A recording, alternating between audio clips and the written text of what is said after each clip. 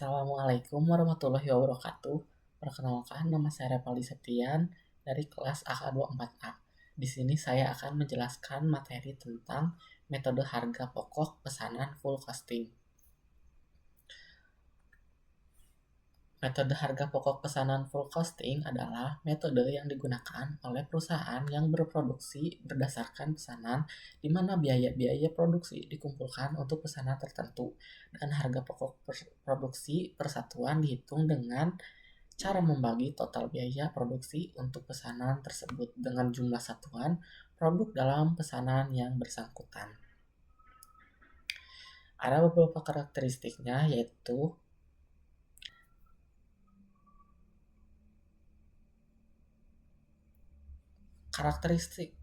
karakteristik harga pokok pesanan, yaitu ada 4. Yang pertama, perusahaan memproduksi pesanan spesifik. Yang kedua, biaya produksi dibagi 2, yaitu biaya produksi langsung dan biaya produksi tidak langsung. Yang ketiga, ada biaya produksi langsung terdiri dari biaya bahan baku dan biaya tenaga kerja, dan dibebankan berdasarkan biaya yang sesungguhnya terjadi. Biaya tidak langsung atau BOP dibebankan berdasarkan tarif yang ditentukan di muka. Yang keempat, ada harga pokok produksi per unit dihitung saat pesanan selesai diproduksi dengan cara membagi jumlah biaya produksi yang dikeluarkan untuk pesanan tersebut. Selanjutnya ada beberapa manfaat. Yang pertama, ada menentukan harga jual yang akan dibebankan kepada pemesan. Yang kedua, mempertimbangkan penerimaan atau penolakan pesanan. Yang ketiga, memantau realisasi biaya produksi. Yang keempat, ada menghitung laba atau rugi tiap pesanan.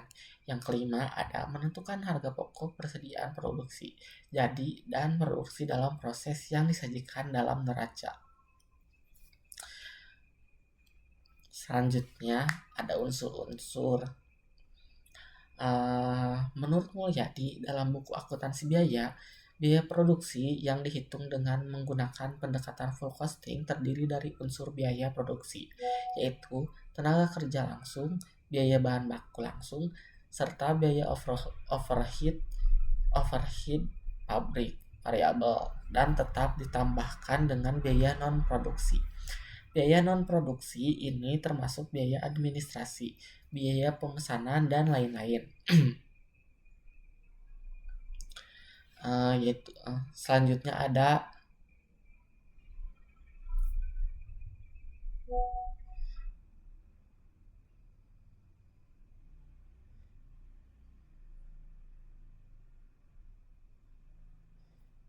ada biaya. Selanjutnya ada bahan baku langsung dan tenaga. Selanjutnya saya akan menjelaskan bahan baku langsung dan tenaga kerja langsung. Yang pertama, bahan baku langsung. Biaya untuk bahan yang secara langsung digunakan dan dapat diidentifikasi dengan pesanan tertentu. Contohnya, kayu dalam pembuatan furniture atau kain untuk produksi pakaian. Selanjutnya ada tenaga kerja langsung. Upah yang dibayarkan kepada pekerja yang secara langsung terlibat dalam proses produksi pesanan tertentu. Contohnya, gaji tukang kayu yang membuat meja sesuai pesanan.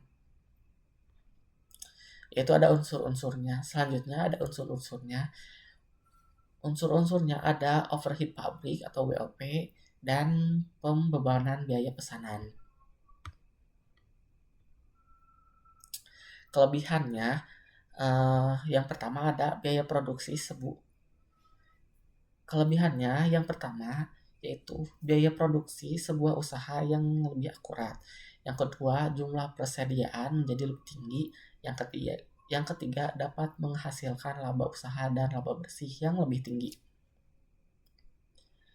Jika ada kelebihan, maka pasti akan ada kelemahan. Yaitu yang pertama, perusahaan menjadi lebih sulit untuk membandingkan keuntungan dan beberapa jenis produksi. Yang kedua, analisis biaya volume laba yang lebih rumit. Yang ketiga, sulit untuk menentukan titik profitabilitas dan harga jual produk jadi lebih tinggi. Perbedaannya, pendekatan full costing adalah biaya yang memperhitungkan semua biaya produksi, termasuk tenaga kerja langsung, biaya bahan baku langsung, serta biaya overhead pabrik, baik yang termasuk variabel maupun tetap. Selain metode ini, ada juga metode variable costing yang juga bisa digunakan untuk menentukan biaya produksi.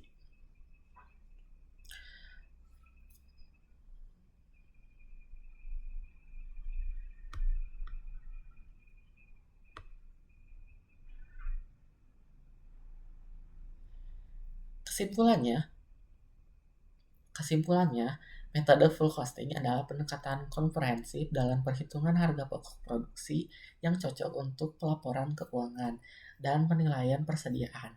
Namun, untuk pengembalian keputusan manajerial jangka pendek, metode ini kurang fleksibel dibandingkan variable costing.